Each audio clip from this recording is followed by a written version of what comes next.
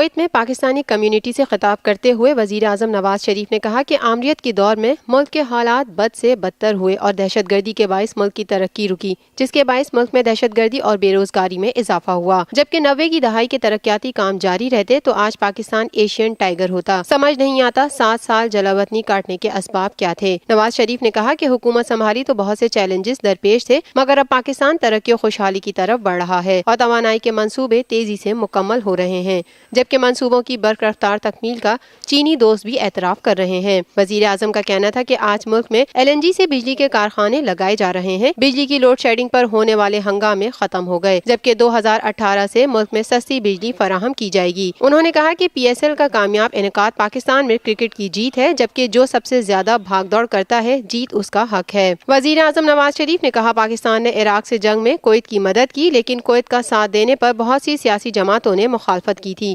جبکہ پاکستانیوں کو درپیش مسائل پر امیر کویت سے بات کریں گے۔ اتنی سپیڈ کے ساتھ کہ شاید پاکستان کی تاریخ میں اتنی سپیڈ کے ساتھ کبھی ڈیولپمنٹل کام نہیں ہوا۔ یہ میں حقیقت بیان کر رہا ہوں آپ کے سامنے، بالکل اس کی تصدیق اور چھان بین کر سکتے ہیں آپ۔ یعنی منصوبہ آپ جانتے ہیں کہ ہمارے ویسے بدقسمتی ہے، میں کسی پہ اب کیا الزام دوں۔